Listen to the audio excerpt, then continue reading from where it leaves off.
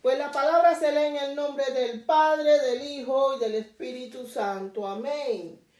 Cuando era como la hora sexta, hubo tinieblas sobre la tierra hasta la hora novena, y el sol se oscureció, y el velo del templo se rasgó por la mitad. Entonces Jesús, clamando a gran voz, dijo: Padre, en tus manos encomiendo mi espíritu. Y habiendo dicho esto, expiró. Cuando el centurión vio lo que había acontecido, dio gloria a Dios, diciendo: verdaderamente este hombre era justo. Amén, gloria a Dios, bendito es el Señor. Mis amados hermanos, ¿por qué Jesucristo tuvo que morir en la cruz? ¿Por qué tuvo que sufrir tanto? ¿Por qué Dios envió a su único hijo a la tierra para sufrir un destino tan doloroso y tan cruel? Esa pregunta siempre lo hemos hecho, ¿verdad? Entonces, para poder entender, mis amados hermanos, las razones por las cuales Dios permitió la muerte de Jesús, debemos de ir al principio de la creación, antes de que todo comenzara. En el principio, por la palabra de Dios fueron hechos y creado el universo y todo lo que en él abunda. Desde el principio ya existía aquel que es la palabra. La palabra estaba con Dios y la palabra era Dios. Todo fue creado por la palabra y sin la palabra nada se hizo. Y esa misma palabra fue la que dijo: hagamos ahora al ser humano tal y como nosotros, que domine a los peces del mar y a las aves del cielo, a todos los animales de la tierra y a todos los reptiles e insectos, mis amados hermanos. Entonces Dios puso al hombre en el jardín del Edén para que lo cultivara y cuidara, y le dio toda autoridad sobre plantas, árboles, animales. Aleluya. Le dijo claramente: puede comer de todos los árboles que hay en el jardín, pero no del árbol del conocimiento del bien y del mal. Si come de ese árbol, te juro que morirá, dijo Dios. Aunque no dice la palabra tal, se aprecia que Dios hizo un pacto. Sí, mis amados hermanos, porque según el diccionario de la Real Academia Española, la palabra pacto significa concierto o tratado en dos o más partes que se comprometen a cumplir lo estipulado. Es similar, acuerdo o tratado. Eso fue lo que hizo Dios en el Getsemaní. Vamos ahí. Entonces, vemos que Dios, antes de la caída del hombre, había establecido un pacto que era de obras con Adán y Eva, dándole la oportunidad de vivir eternamente si obedecían su único mandato de no comer del árbol del conocimiento del bien y del mal. Luego de que Adán y Eva le dieron la espalda a Dios en el jardín del Edén, entró en el hombre el pecado y los seres humanos fueron corrompidos por él. Esa desobediencia trajo una ruptura del pacto entre Adán, Eva y Dios. Desobedecieron ese pacto, perdieron automáticamente su estado de inocencia y de perfección, trayendo consigo su caída y que la muerte y el pecado entraran en el hombre y fuera expulsado de la presencia gloriosa de Dios. Mas, sin embargo, mis amados hermanos, amó Dios tanto a su creación que en ese mismo momento dijo su plan de redención. conocido por los teólogos como el protoevangelio. En Génesis 3:15, ¿qué le dijo? Una promesa que de la descendencia de la mujer vendría ¿qué? El Cristo, que heriría la cabeza de la serpiente. En este pasaje podemos ver el juicio y el comienzo de su plan de salvación por gracia para la humanidad. Aleluya. ¿Cuánto alaban a Dios por eso? Nuestro Dios es bueno. Esta promesa de salvación se considera el inicio del pacto de la gracia que se desarrolló a lo largo de la humanidad, a lo largo de en la Biblia. Está por diferentes etapas, de las cuales voy a recapitularle la más importante. Tenemos el pacto que Dios hizo con Noé. Después del diluvio, Dios le prometió a Noé que nunca más volvería a destruir toda la vida de la tierra con un diluvio. Y dejó como su señal, ¿qué cosa? Su arco iris. Aleluya. Para que le acordara su compromiso. Segundo pacto, el que hizo Dios con Abraham. Dios le prometió a Abraham que sería el padre de una multitud de naciones, que su descendencia sería numerosa como las estrellas del cielo y la arena del mar. Y a través de él saldrían reyes y naciones enteras. A su descendencia le prometió Canaán como posición perpetua. Y se le prometió que toda la familia de la tierra serían bendecidas por él. Aleluya. Después vemos el pacto de Dios con Moisés.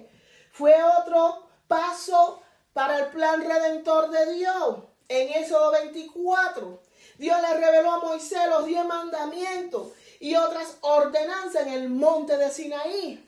El pueblo de Israel a través de Moisés se comprometió a obedecer la palabra y ordenanza de Dios. Dios prometió bendecir a Israel, pero si cumplían su pacto, también advirtió sobre las consecuencias de desobedecer las leyes.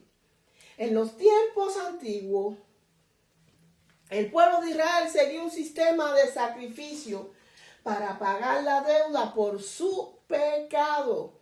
Las leyes de Dios determinaban qué tipo de sacrificios requerían para expiar sus pecados.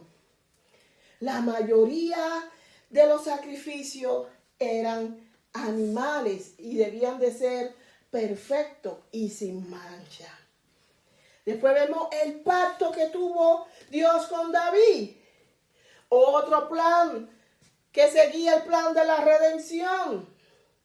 En este pacto Dios le promete que su casa, o sea, su familia davídica, le daría un trono, una autoridad real y un reino, un gobierno que sería eterno. Y que la promesa establecida, el Mesías, el Cristo, vendría de la casa de David y de la tribu de Judas. Aleluya, el que iba a aplastarle la cabeza a Satanás. Aleluya. Luego vemos que el profeta Jeremías fue el primer profeta en hablar sobre el nuevo pacto. Él profetizó que haría Dios un nuevo pacto con el pueblo de Israel y Judá, que sería muy diferente al anterior. Al anterior se refiere al de la ley de Moisés. Esa diferencia que iba a ser abismal, ya que la promesa incluía que Dios escribiría sus leyes en la mente y en el corazón del pueblo y que perdonaría sus pecados. Este nuevo pacto se enfocaba en una relación íntima y personal con Dios, a diferencia del otro que se basaba en la obediencia a la ley eterna. una ley externa, una ley que lo alejaba de Dios, una ley que el hombre no podía acercarse a Dios, aleluya. El profeta Isaías nos da también una profecía detallada, cómo sería la venida y el ministerio del Mesías. Esa misma promesa que Dios le reveló a Adán y Eva en el paraíso, antes de que cuando pecaron en el jardín del Edén, Isaías la predijo casi 800 años antes de la llegada del Mesías, antes de que naciera de una virgen, y su nombre sería Emmanuel, que significa Dios con nosotros, admirable consejero, Dios poderoso, Padre eterno y príncipe de paz. También profetizó que del Mesías descendería del rey David y juzgaría el mundo con justicia y que los gentiles los buscarían. Aleluya, qué profecía tan precisa, la cual fue cumplida. El profeta Ezequiel anunció también la llegada del Mesías como el nuevo pastor en Ezequiel 34, donde Dios promete que vendrá un pastor sobre su pueblo que apacentaría a su pueblo. Aleluya. Este pasaje también no quiere decir que la descendencia venía del rey David. El pastor que se encargará del rebaño de Dios. Aleluya, bendito es el Señor. Aleluya, bendito es el Señor. El profeta Juan el Bautista, el último de los profetas del Antiguo Testamento, porque murió bajo la ley y no bajo de la gracia. Su papel fue preparar el camino para la venida del Mesías, para que el pueblo de Israel lo conociera. Él se encargó de decir que el Mesías era superior a él, porque existía antes que él, y que él bautizaba con agua, pero el Mesías bautizaría con el Espíritu Santo. Aleluya. Cuando llegó Jesús al río Jordán, donde estaba el profeta Juan, él lo vio y le dijo: este es el Cordero de Dios que quita el pecado del mundo.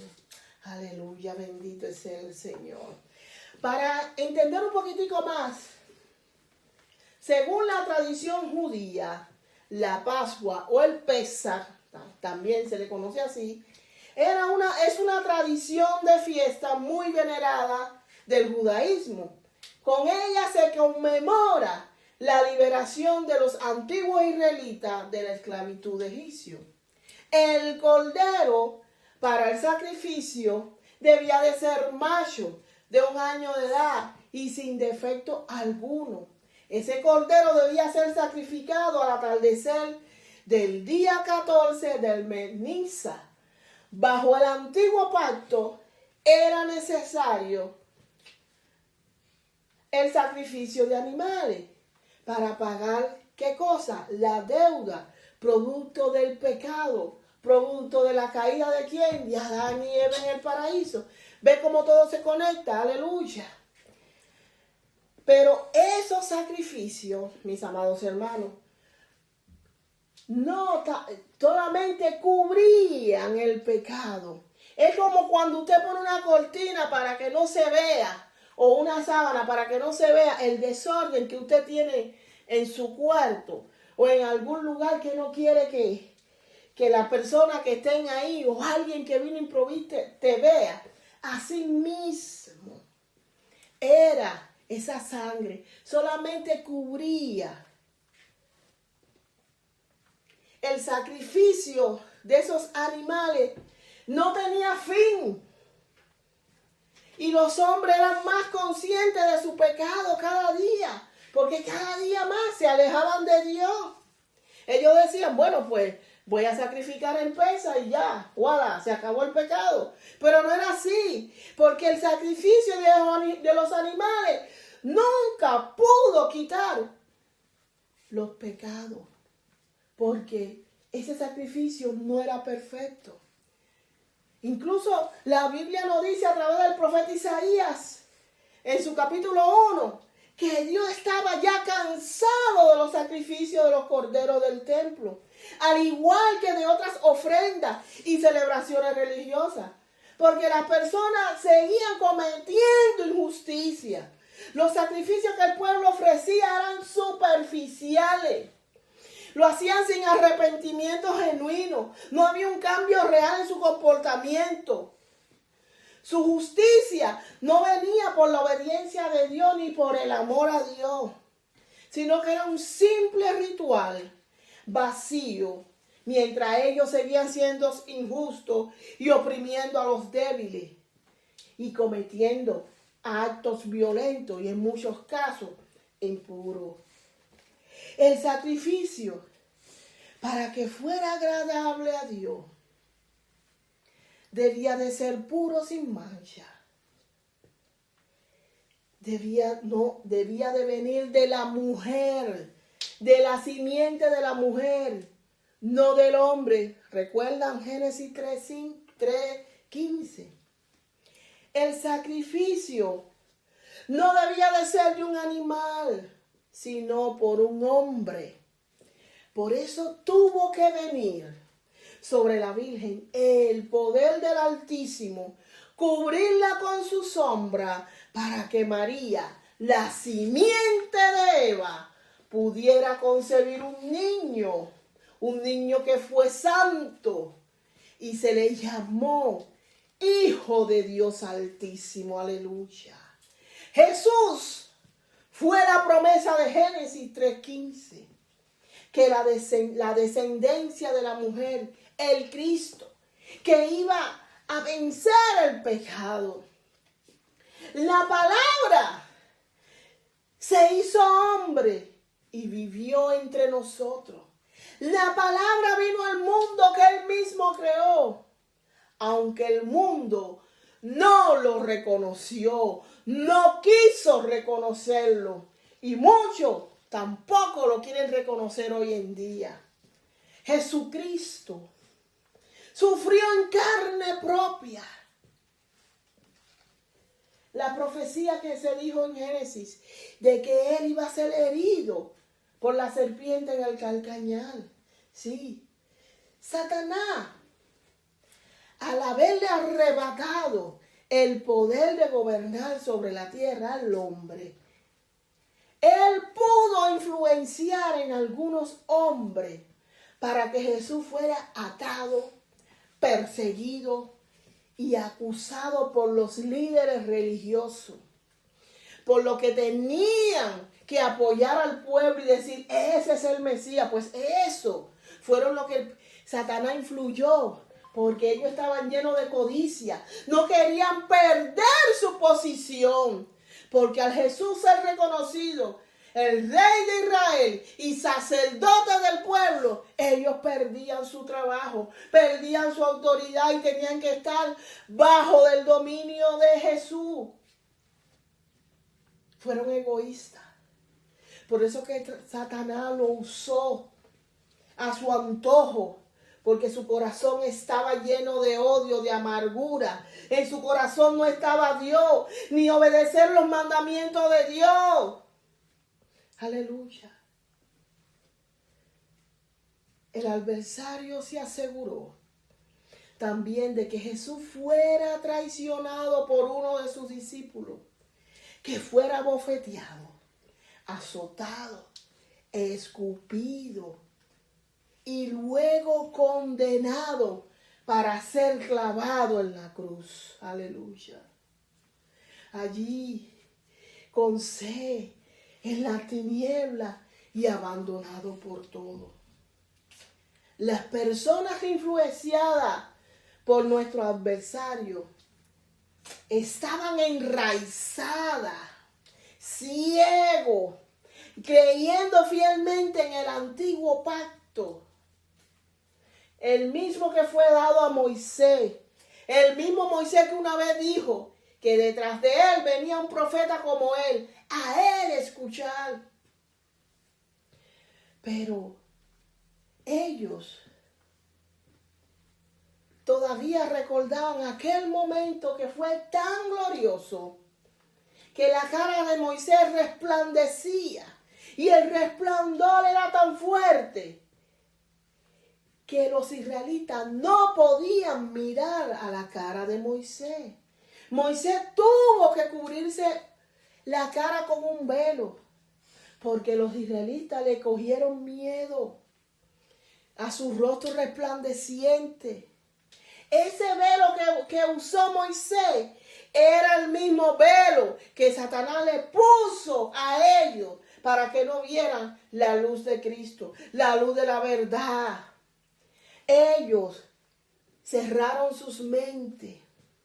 Ellos no pudieron discernir que un pacto mejor, el cual Dios había profetizado, había llegado y era superior al de Moisés. Porque a pesar de que Moisés se le fue entregado por mano de ángeles, uno más grande que los ángeles, estaba hablando del reino. Ellos tampoco quisieron escuchar a los hombres comunes y corrientes que Jesús escogió para ser sus apóstoles. Ellos no quisieron escuchar. Ellos quisieron seguir ciegos en la ley mosaica, que aún todavía muchos siguen. Aleluya. Pero lo que nuestro adversario no entendió es que él no alcanzó ninguna victoria al influenciar a esos hombres perversos como él. Él no alcanzó nada. Porque cuando Jesús fue condenado a morir a la cruz, no lo mataron forzosamente. Él mismo lo dijo: yo entrego mi vida. Él la entregó por su propia voluntad. El adversario no tenía ningún derecho a tomar la vida de Jesús, porque él nunca pecó, ni nació siendo pecador. El diablo cometió un asesinato que fue ilegal. ¿Conforme a qué? A su naturaleza. A que él vino a robar, a matar, a engañar. Aleluya. Jesús le permitió herirlo en su calcañal para que él pudiera herirlo en la cabeza. Oh, alabado sea el Señor, Rey del universo. De esta manera, Jesús le hizo perder su derecho a gobernar sobre el hombre. Ya el adversario no tiene derecho sobre todos aquellos que vienen a través de la obra que hizo Jesús en la cruz. ¿Cuánto alaban a Dios por eso? Bendito es el Señor. Satanás, desde el nacimiento y durante todo el ministerio de Jesús, intentó varias veces matarlo. Primeramente usó al rey Herodes cuando Jesús era bebé.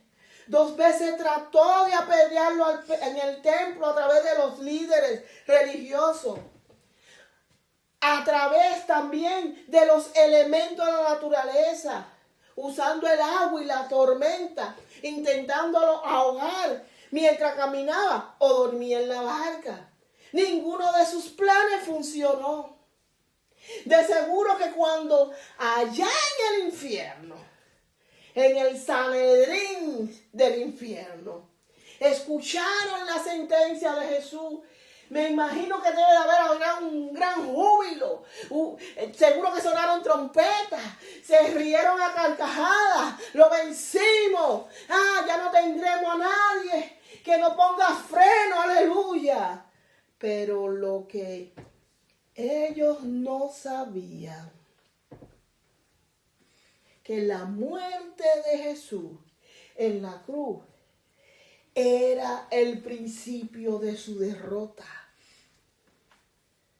La palabra vino al mundo que él mismo creó, aunque su propia gente no lo aceptó. Con esa muerte de cruz venció y le aplastó la cabeza a nuestro adversario.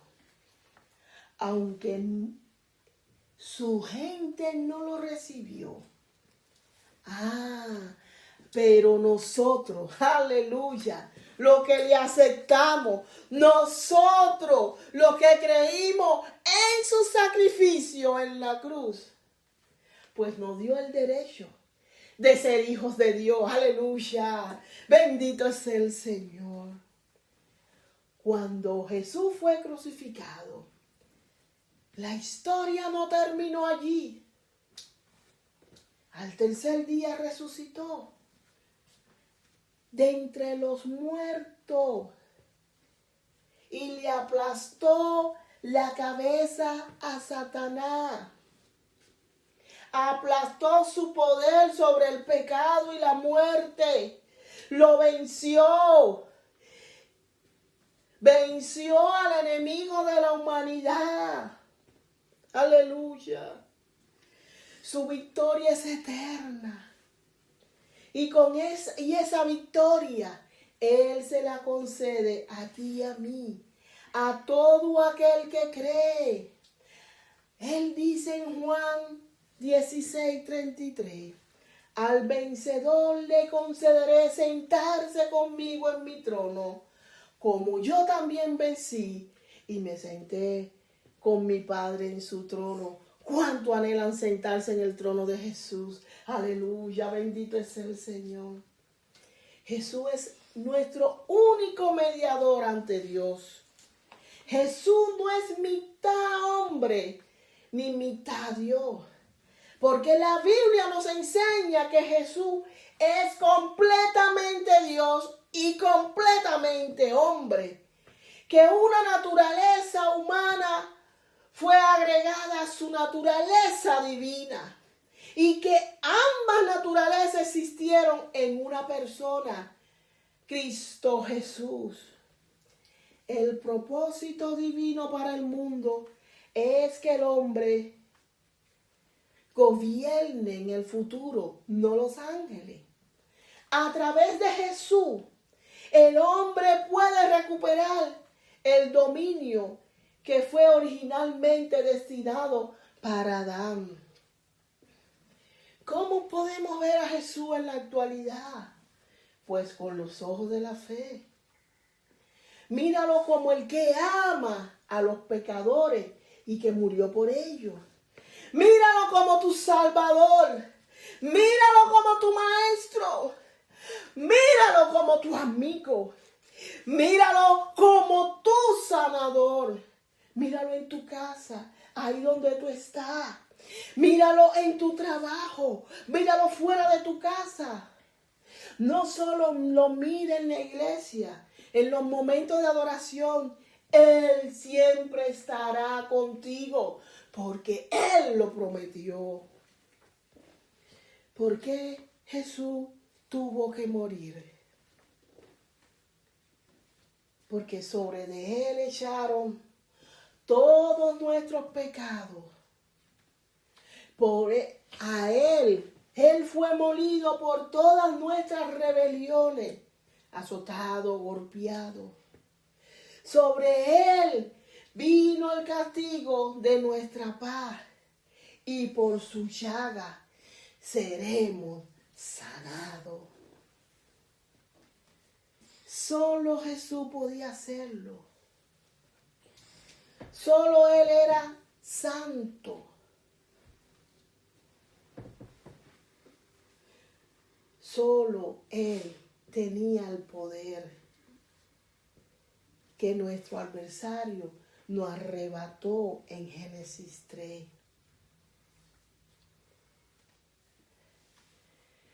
De tal manera Dios amó al mundo, porque fuimos hechos a imagen y a semejanza, que mandó a su Hijo. Él sirvió. Él entregó su vida por ti y por mí. Y hoy ese es el Dios que yo te vengo a presentar. Un Dios que es humano. Un Dios que es redentor. Un Dios que es comprensible. Un Dios que es sanador. Pero es un Dios también que trae juicio cuando ha de venir. Jesús era el Cordero de Dios perfecto. El único que podía quitar los pecados del mundo. Es su Espíritu que hoy en día escribe en nuestros corazones su ley y nos implanta su amor. Él es la nueva alianza del nuevo pacto de la gracia. En el huerto del Edén, Adán perdió su dominio y fue expulsado. Pero en el huerto de Getsemaní, Dios nos dio la victoria mediante de su Hijo. Por eso, antes de entrar en una batalla, primero tenemos que ganarla, tal como lo hizo Jesús, o de rodillas orándole al Padre en el huerto de Getsemaní. Mis amados hermanos, una salvación tan grande, no podemos darnos el lujo de perderla. Busquemos a Dios mientras pueda ser hallado. La segunda venida de Jesús por su iglesia sin mancha está a la puerta. Cristo viene pronto. Que Dios me lo bendiga. Shalom, shalom.